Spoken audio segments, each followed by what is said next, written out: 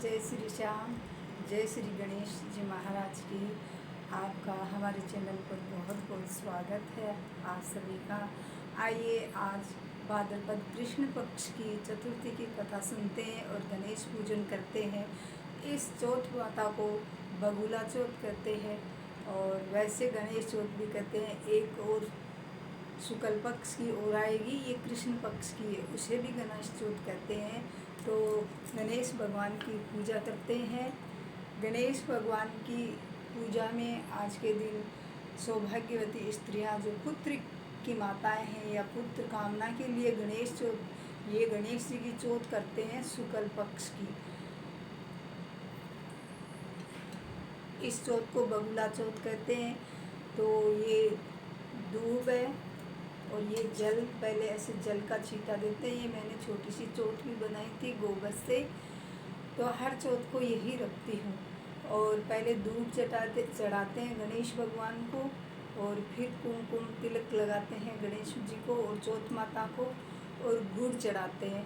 हमारे क्या कहते हैं बागड़ी में कि गुड़ बिना चौथ नहीं और जेतल बिना रात तीजगा नहीं। इस बात का ये कहते हैं। ये फूल वगैरह सब विनायक जी और चौथ माता और गणेश जी को चढ़ाते हैं, चावल और ऐसे पूजा करते हैं। और रात को कहते हैं कि इस चौथ में, मान लो किताबों में तो यही लिखा है कि इस चौथ में है ना चक्की का आटा पिसा हुआ नहीं खाते और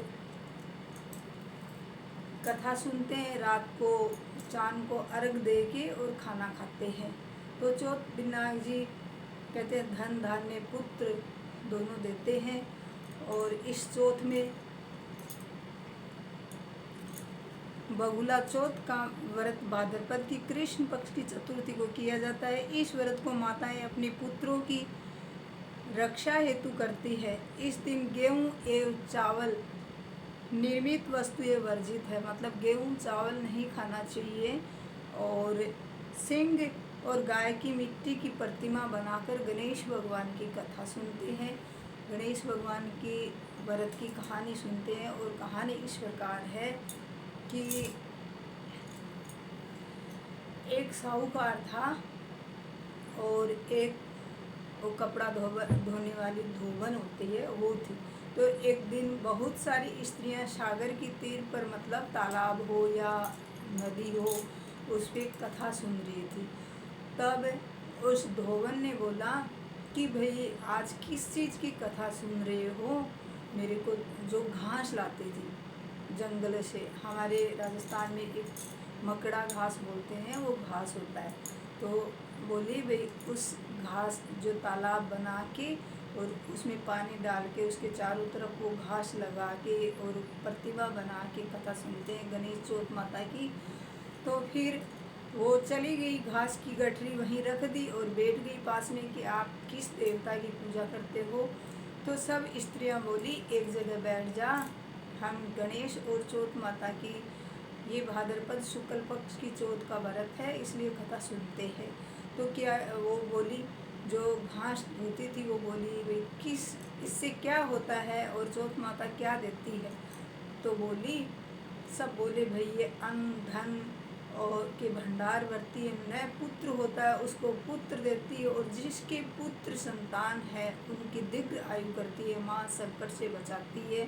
चौथ माता बहुत शक्तिशाली है, भाव और भक्ति से पूजा करने से माँ प्रसन्न होती है और वैभव देती है, दीर्घ आयु देती है। तो वो बोली भगवान की कृपा से मेरे तो देखो घर में कुछ भी नहीं है, मैं तो घास धो ला के बेच के अपना पेट गुजारा करती हूँ और संतान भी नहीं है, मैं क्या करूँ कि कैसे आता है ये। कि वैसे तो कार्तिक की जो करवा चौथ होती है उसके बाद हर महीने चौथ का व्रत आता है, और अगर हर महीने नहीं कर सकते तो एक करवा चौथ, एक माई चौथ, एक ये भादवा की शुक्ल पक्ष कृष्ण पक्ष की चौथ और एक बैसाख की चौथ, ये 4 चौथ करनी चाहिए। जो 4 नहीं कर सकते वो 2 करो, कार्तिक और माघ वाली ये ज़रूर करनी चाहिए। उसने बोला ये भाद्रपद की शुक्ल पक्ष की चौथ का व्रत है, उस दिन भूखे रहना है और स्नान ध्यान करके पाठ पूजा करनी है, चौथ माता की कथा करनी है। और तो तेरे भाई धन धान्य भी हो जाएगा और पुत्र रत्न की प्राप्ति होगी। तो चौथ माता का व्रत का उद्यापन करना। बोला ठीक है। वो चली गई गठरी लेके। कथा सुन के कुछ दिन बाद समय व्यतीत होता गया और ये भाद्रपद की कृष्ण पक्ष को चौथ माता का व्रत आया। तो उसने उपवास रखा और कथा सुनी थी। तो तब माता चौथ माता गणेश जी की कृपा से उसके आस रह गई और उसके 9वें महीने में पुत्र रतन की प्राप्ति हुई चौथ विनायक जी की कृपा से। तो फिर चौथ माता का व्रत आया तो उसको काफ़ी मान लो जो कपड़े धोती थी, मकड़ा घास ढोती थी, उसके भगवान माता चौथ और गणेश भगवान की कृपा से धन धान्य के भंडार भर गए और अन्न धन के आगड़ा ठाठ हो गए, कोई कमी नहीं। तो फिर वो घास ढोना बंद कर दिया और उस साहूकारनी के कपड़े धोने के लिए कोई धोबन लेके जाती थी जो मकड़ा धोती, उसका भी और राजा की रानी का भी। तो दोनों का कपड़े चेंज हो गए और उनका जो ये घाघरा बोलते हैं हमारी भाषा में, उसका चेंज हो गए दोनों के। रानी का तो धोबन के चला गया जो मकड़ा धोती थी और रानी का धोबन के आ गया। तो रानी बोली भाई ये मेरा जो कपड़े हैं वो चेंज हो गए, कौन ले गया? इतना भाग्यशाली, इतना मतलब पैसे वाला कौन हो गया जो मेरी बराबरी करता है? सारे नगर में ढिंढोरा पिटवाया, मतलब हलकारा आवाज़ लगाई कि भाई मेरी बराबरी का कपड़े कौन पहनता है। तब उनको पता चला भाई वो जो मकड़ा ढोती थी उसके बहुत धन धान्य हो गए, पुत्र रत्न की प्राप्ति हो गई, इस वजह से ये घाघरा चेंज हो गया। तब उसने बुलवाया उस मकड़े ढोने वाली को जो गरीब थी, वो उसके घर पे आई। बोली तू आज इतनी मतलब बहुत धन धान्य वाली होगी, तू मेरी बराबरी कर रही है जो मेरे बराबर कपड़े पहनने लग गई। वो बोली नहीं महारानी जी, हे रानी जी, मैं आपकी बराबरी कहाँ कर सकती हूँ? मेरे को तो इतना धन कहाँ से आया? तू चोरी की है या किसी के डाका डाला है? तेरे तो ठाठ ही अलग हो गए जो तू मेरी बराबरी कर रही है।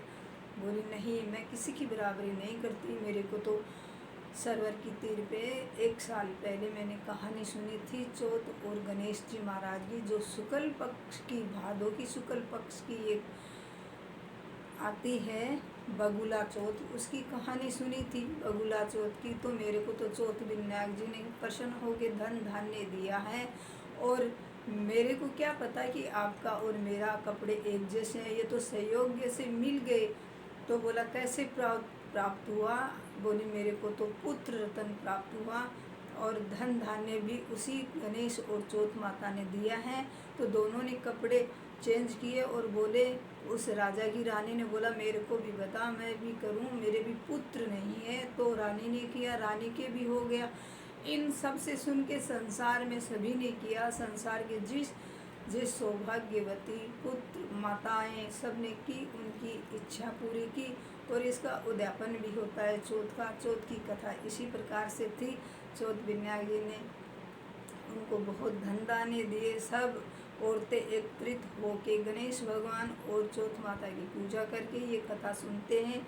उनको धन धान्य, वैभवशाली और दीर्घ आयु प्रदान करते हैं चौथ विनायक जी महाराज। और जिसको पुत्र रतन की प्राप्ति नहीं है उसको पुत्र देते हैं। और प्रार्थना करनी चाहिए कि हे भगवान मेरी कामना पूरी हो जाएगी, तब मैं उसका उद्यापन करूँगी चौथ का। तो उसमें 13 लेडीज़ सुहागने, उनको खाना घर पे खिलाओ। शाम को चांद निकलने के बाद में अर्घ दे के और फिर खाना खाओ।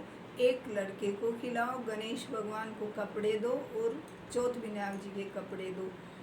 ये खाना उनको खिला के फिर खुद को खाना है, तब चौथ माता का उद्यापन होता है। बोलो गणेश भगवान और चौथ माता सभी की कामना पूरी करना, अखंड सौभाग्य देना और सुख समृद्धि देना। महाराज चौथ विनायक जी सभी की कामनाएं पूरी करें। और मेरा चैनल सब्सक्राइब करना, वीडियो शेयर करना, कैसी लगी बताना। जय श्री विनायक जी, चौथ माता सभी का सुहाग अखंड रखना। हे माँ, भूल चूक क्षमा करना मैया।